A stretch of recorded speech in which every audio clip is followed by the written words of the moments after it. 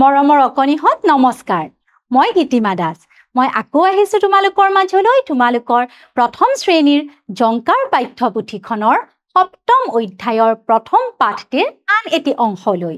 আহাচোন এই অংশটিত কি আছে আমি চাই যাওঁ ইয়াত চোৱাচোন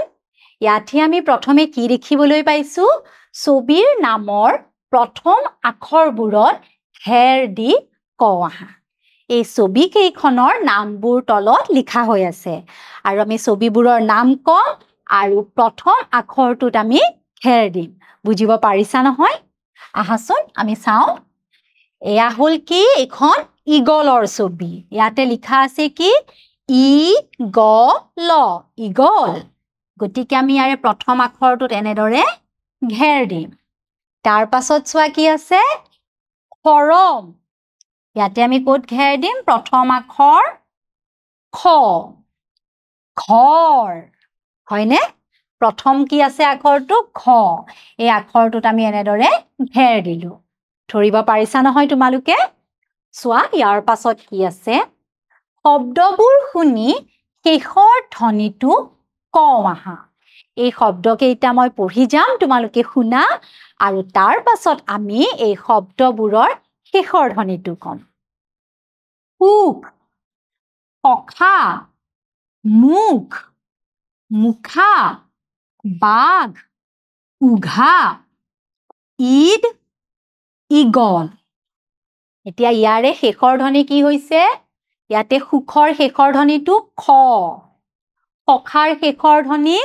খা মুখৰ শেষৰ ধ্বনি খ মুখা শেষৰ ধ্বনি কি হ'ব খা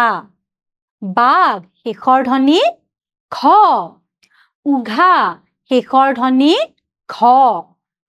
ঈদ শেষৰ ধ্বনি দ ইগল ইয়াৰেও শেষৰ ধ্বনিটো কি হৈছে ল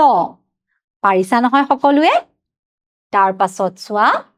লিখো আহা এতিয়া আমি লিখিম এতিয়া কেনেদৰে লিখিম চোৱা এতিয়া ইয়াতে আমি লিখিম ই প্ৰথমে আমি দিলো মাত্ৰা তাৰ পাছত আমি এনেদৰে লিখিম এনেদৰে নি ইয়াত দি দিম ধৰিব পাৰিছা নহয় তোমালোকে চোৱা আমি এনেদৰে লিখিম পাৰিবা নহয় সকলোৱে তাৰ পাছত চোৱা মই আকৌ এবাৰ লিখি দেখাইছো প্ৰথমে আমি দিলো মাত্ৰা তাৰ পাছত তোমালোকে চাই যোৱা আমি কেনেদৰে আনিছো এনেদৰে দিলো তাৰ পাছত এইদৰে দিলো এইটো কি হৈ গ'ল ই তাৰ পাছত চোৱা আকৌ এবাৰ মই লিখি দেখাইছো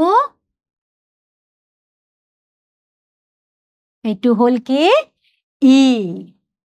তাৰ পাছত এবাৰ চোৱা আমি কি লিখিম খ কেনেদৰে লিখিম আমি খটো এনেদৰে দিলো তাৰ পাছত তললৈ আনিম ওপৰলৈ নিলো আৰু এইডাল এনেদৰে দিলো এইটো হল খ মই আকৌ এবাৰ লিখি দেখাইছো চোৱা এইটো হল খ তোমালোকে পাৰিবা নহয় সকলোৱে এনেদৰে লিখিবলৈ চেষ্টা কৰিবা তাৰ পাছত চোৱা কি আছে এবাৰ আমি লিখিম কি ঘ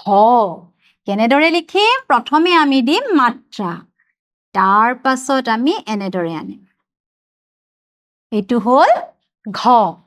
গতিকে তোমালোকে এনেদৰে ধুনীয়াকৈ লিখিবলৈ চেষ্টা কৰিবা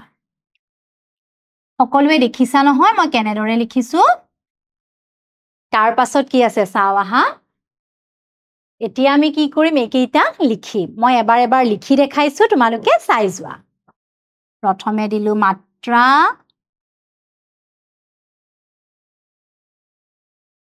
এইটো তাৰ পাছত এনেদৰে দিম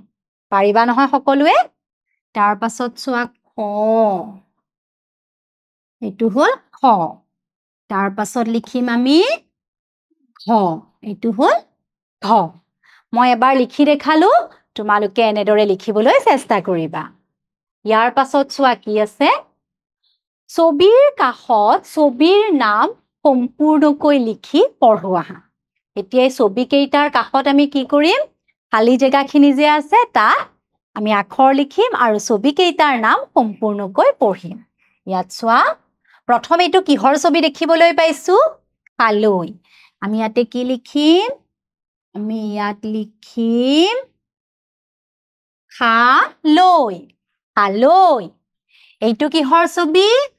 ঘড়ী আমি ইয়াতে লিখিম ঘড়ী ঘড়ী এয়া হল মেঘ মেঘ বুজি পাৰিছানে সকলোৱে তাৰ পাছত চোৱা কি আছে পঢ়ো আহা আমি এইখিনি এতিয়া পঢ়ি যাম খেতি কৰা লোকক খেতিয়ক বোলে খেতিয়কে পথাৰত হাল বাইছে পাৰিবা নহয় মই আকৌ এবাৰ পঢ়ি দিছো তোমালোকে শুনি যোৱা খেতি কৰা লোকক খেতিয়ক বোলে খেতিয়কে পথাৰত হাল বাইছে মনত ৰব নহয় সকলোৰে নিশ্চয় সকলোৱে পঢ়িব পাৰিবা তাৰ পাছত চোৱা এইখন শইচালীৰ ফুলনিত নানা ৰঙৰ ফুল আছে তাৰ পাছত চোৱা আইতাই জুইত আলু পুৰিছে পুৰা আলুৰ পিটিকা বৰ সোৱাদ তোমালোকে বাৰু পুৰা আলুৰ পিটিকা খাইছানে খাবলৈ বৰ সোৱাদ হয় নহয়নে তাৰ পাছত চোৱা কি আছে খেতি কৰা লোকক খেতিয়ক বোলে এইটো সঁচা নে মিছা হ'ব বাৰু এইটো সঁচা তাৰ পাছত চোৱা ফুলনিত নানা ৰঙৰ ফুল পোৱা যায় সঁচা নে মিছা এইটো সঁচা তাৰ পাছত আইতাই জুইত বগৰী পুৰিছে আইতাই জুইত কি পুৰিছিলে আমি পঢ়িছিলো যে আইতাই জুইত আলু পুৰিছিল হয় না নহয় বাৰু বগৰী পুৰা নাছিলে গতিকে এইটো হ'ব মিছা এইখিনিলৈকে সকলোৱে বুজিব পাৰিছা নহয় আজিলৈ আহিছো মই পুনৰ আহিম তোমালোকৰ মাজলৈ এই পাঠটিৰ আন এটি অংশলৈ ধন্যবাদ